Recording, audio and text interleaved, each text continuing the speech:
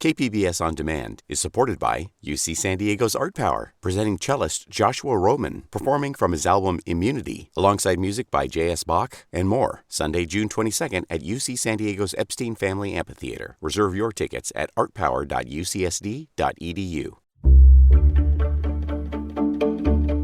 Good morning, I'm Debbie Cruz. It's Thursday, September 23rd. A key witness takes the stand in the Navy arson case. More on that next. But first, let's do the headlines.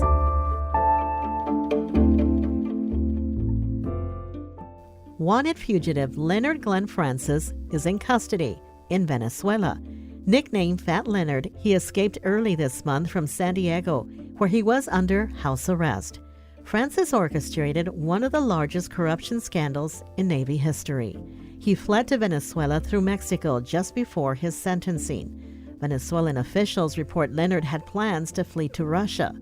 Francis's sentencing has been rescheduled for December, but the U.S. has limited extradition with Venezuela, which may complicate Francis's return to the States. Starting today, masks inside correction facilities, shelters, and cooling centers may be optional if COVID-19 levels are low. State health officials are aligning their guidance with the CDC risk level system. It has San Diego County in the lowest tier, which says people can choose to wear a mask, but still says those with symptoms or exposure should wear them. Another person has died in a San Diego County jail. A Sheriff's Department spokesperson says on Sunday, deputies found 2 inmates unresponsive in their cell at the downtown jail. CPR and naloxone were administered, hinting at a suspected drug overdose.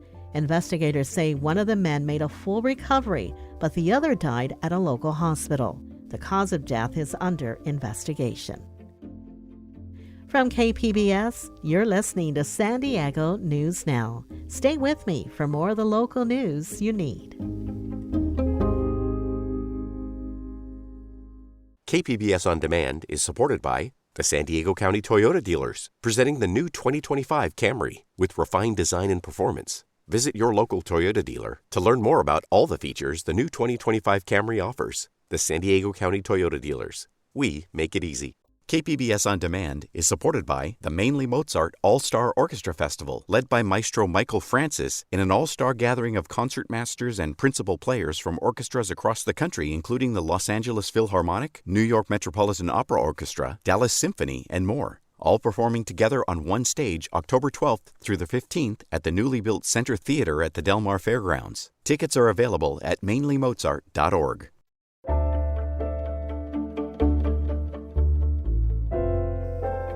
Yesterday, in the arson trial for the USS Bonhomme Richard, prosecutors attempted to place Ryan Mays at the scene of the fire. KPBS military reporter Steve Walsh has the story. Seaman apprentice Ryan Sawyer Mays is charged with arson and hazarding a vessel in the fire that burned along the San Diego waterfront for nearly 5 days in July 2020. The prosecution's key witness, Petty Officer Kenji Velasco, was on watch the morning of the fire. On Thursday, Velasco testified in the court-martial proceeding at Naval Base San Diego. Velasco says he saw Mays going into the area where the fire started, saying, "I love deck." Both sailors were members of the ship's deck department. Mays' attorney countered that Velasco initially told investigators that he didn't recognize the person who passed him, only implicating Mays after several interviews, including one that lasted 6 hours. Gary Barthel is part of Mays' original defense team. In the course of that interview, he initially told NCIS that he never saw the person before, he didn't recognize the person. Prosecutors are expected to finish their case Friday. Steve Walsh, KPBS News.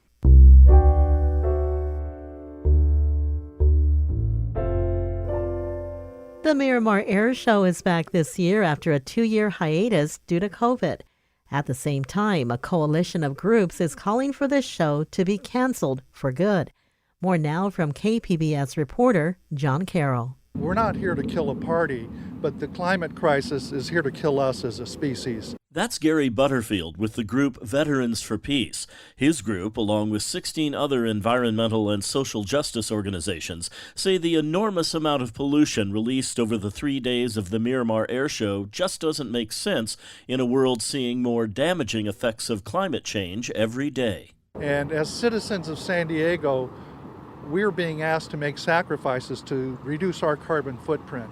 And we feel it's incumbent upon the military, especially the Navy and Marines, to do the same. But the Marine Corps says it's just 3 days, and they say it's worth it for the opportunity the show gives to build camaraderie with the community and to show people how they're working to keep this nation safe. John Carroll, KPBS News.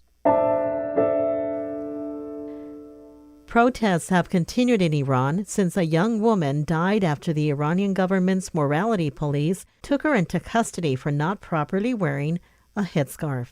KPBS reporter Kitty Alvarado has more.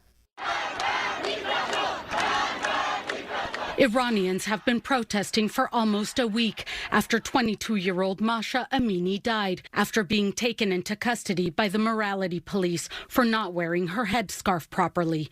Women have led the protest by burning their hijabs and cutting their hair on the streets and on social media. But now many sites on the internet are also being blocked. Iranian state media says 17 people have been killed in the unrest. Tremendous sadness. Mehdi Moen was born in Iran and lives in San Diego. He says Iranian Americans are distressed by the images and news coming out of the country.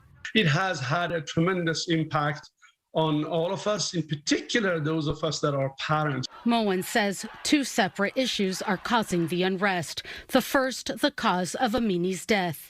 The president of Iran has ordered an investigation and offered condolences to the family, but that hasn't been enough. Moen says the investigation must be transparent and happen quickly. This particular issue, the loss of a beautiful, young, intelligent woman, is investigated, addressed, and situation is corrected such that it will not happen in the future. He says the second is the root cause of the anger among people in cities throughout the country. And that anger, I think, has to do with the fact that some of the young that are on the streets might think that they are not being listened to. And then he offered some beautiful words from a Persian poet and philosopher, Sadi. We're all belonging to the human family. As a member, as a body. And if one member of that body is ill, the entire body will be ill. The women of Iran need to be respected.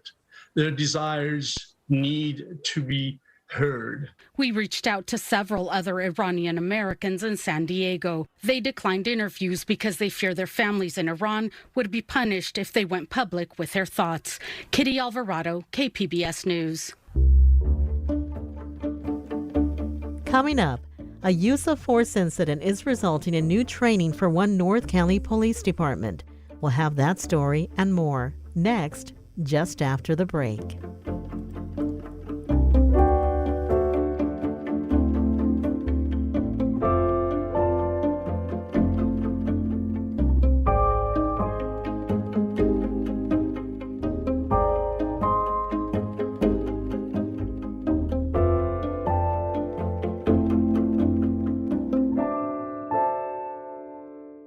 KPBS On Demand is supported by Markel Design and Remodeling, helping homeowners with their home remodeling needs. From ADUs to kitchen remodels, room additions, and custom homes, Markel Design and Remodeling can help homeowners design and build their dream homes. More at trustyourhometous.com.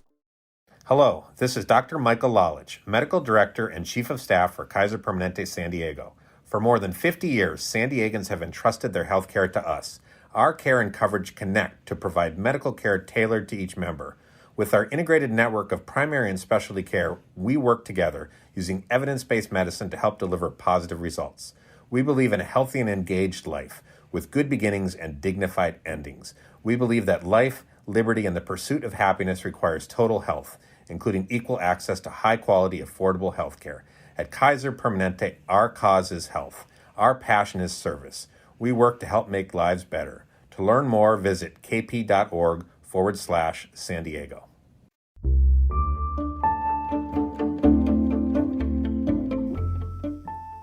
Last year, Carlsbad Police used a beanbag gun and pepper balls on 2 suspects, and it led to big changes. KPBS investigative reporter Claire Tregesser says the police involved were suspended and there's new training. A warning, this story contains graphic sounds. On a Saturday night in April 2021, Carlsbad police officer Jordan Walker was searching for a stolen Kia SUV. He headed to an area of town near the I-5 known as a hotspot for crime. We're passing Macadamia now, still south. Walker spotted the car. It was being driven by a woman with a male passenger. He pulled them over and asked them to get out of the car. Driver, shut the car off! The driver refused, but the passenger listened. But when they tried to handcuff him, he fought back. So officers took him to the ground and punched him repeatedly. I can't breathe, dude! Look, my hands are free! I can probably get some pepper ball through that driver's side. Corporal Derek Harvey fired a beanbag gun to puncture a hole in the car's rear window. Then Officer Edward Ramirez fired pepper balls at the woman, 57 rounds in all, while she was in the car and after she jumped out and began to run. Officers ended up tackling and arresting her inside a nearby hotel. As far as police use of force incidents go, this one was not all that unusual. But the actions by the Carlsbad Police Department following the incident were.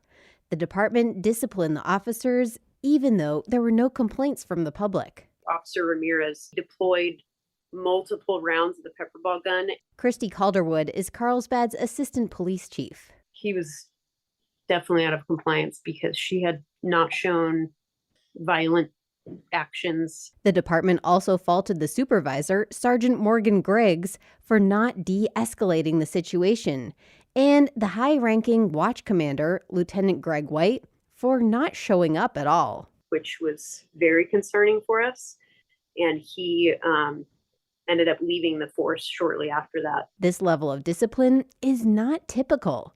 Just 3% of local officers who used enough force to cause severe injury received any discipline.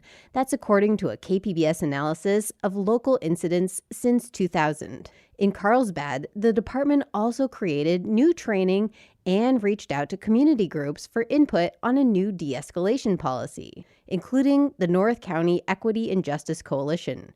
Yusuf Miller is the co-founder. It was a really easy and smooth process. I really enjoyed it. We were understood by the police department.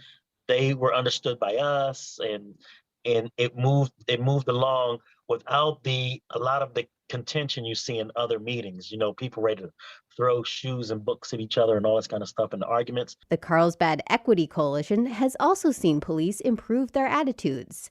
Allie Vrendenberg is president. There's this moral responsibility to protect everyone that they can. And so it's creating this mindset of reducing harm to everyone and having a reverence for human life. Still, Miller says none of this would be happening without the killing of George Floyd by Minneapolis police. Before George Floyd, we only got 3 answers when it came to discussions like this. Only 3 answers. No, no, and hell no. He says the fire of the summer of 2020 led to the calmer discussions happening today. Claire Tregesser, KPBS News.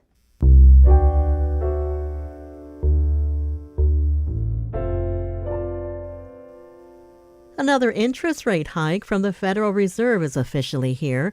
It's the 5th increase this year as the Fed tries to curb inflation. KPBS reporter Jacob Ayer looks at what that means for the finances of Sandiegans. The Federal Reserve raised benchmark interest rates by another 0.75 percentage point. That rate hike impacts interest rates on everything, from credit cards to auto loans and adjustable rate mortgages. Carolyn Freund is UC San Diego's Dean of Global Policy and Strategy. So if you want to buy that new car or that new house, it's more expensive than it was just a few months ago. So this pulls back on consumption, which then puts less pressure on prices, so inflation goes down. The Fed's 5 hikes so far in 2022 have increased rates by a combined 3 percentage points. The Fed indicated it will keep hiking interest rates in order to tamp down on inflation. Jacob Ayer, KPBS News. San Diego's Salk Institute has just received its biggest grant ever to help create a map of the human brain. KPBS science and technology reporter Thomas Fudge reports on the effort to dive deep into understanding the brain's 90 billion neurons. Salk neuroscientist Margarita Behrens has spent many hours working in a lab where mouse brain diagrams are taped to the wall. They represent 5 years of research into the composition of the mouse brain. We have a very, very good atlas of the mouse brain, but we don't have a very, very good atlas of the human brain. And that's where the National Institutes of Health's Brain Initiative comes in. The NIH has awarded Salk, UC San Diego, and 2 other universities a $126 million grant to create an atlas of the human brain. Salk's share of the funding is $77 million. It's the biggest grant in the Institute's history. The director of the newly created research center is Salk biologist and professor Joe Ecker. He explains the center's goal. To try to understand what are the differences in those cell types in the different layers of the cortex, for example, of your brain, where you have executive functions or motor functions, et cetera. And so it's really a kind of a sampling process at this stage to try to understand, to build maps, basically, of the information within those cells. He hopes this information may lead to gene therapies that can target only the cell populations where the treatment is needed. How will researchers study the brain? Ecker reaches for something on the top of his desk. Actually, I have my coffee cup here sitting on what would be a slice of a brain. This is just an image of a brain. The research will rely on people who donate their brains to science, and the brains will be cut into slices. Barron says brains that are harvested quickly from cadavers can still function for the benefit of research. The person is dead, the cells are not. The cells keep functioning for a while. You can keep that tissue alive. After 5 years of research, Ecker hopes we will know more about treating brain disorders like Alzheimer's disease and autism. What we're counting on is that we'll have significant information in 5 years about cell types to derive the kind of information that will help geneticists say, those genetic variants lie in these regions of the genome that are controlling gene expression in this part of the brain and in these cell types, and that will be valuable information. For the Brain Initiative, Salk will study 30 human brains. Thomas Fudge, KPBS News. Director and actress Olivia Wilde is getting a lot of media attention on her personal life and the drama that happened behind the scenes of her new film. But KPBS film critic Beth Accomando wants to sidestep the hoopla to focus on Wilde's second directorial feature, Don't Worry, Darling. That opens this weekend. Olivia Wilde's Booksmart was an indie charmer about high school best friends. With Don't Worry, Darling, the director challenges herself with something darker and more complex. But it's all wrapped up in a sunny package of mid-century model home perfection. Jack, wait! Don't Worry, Darling has shades of The Stepford Wives as it serves up an experimental utopian community that starts to show some cracks. They're lying to all of us. I can't talk to you right now, Margaret. No one asks any questions. But Alice decides to ask questions, and the answers are not comforting. Don't Worry, Darling has 2 strengths: Florence Pugh's anchoring performance as Alice and Wilde's picture-perfect vision. Great weekend.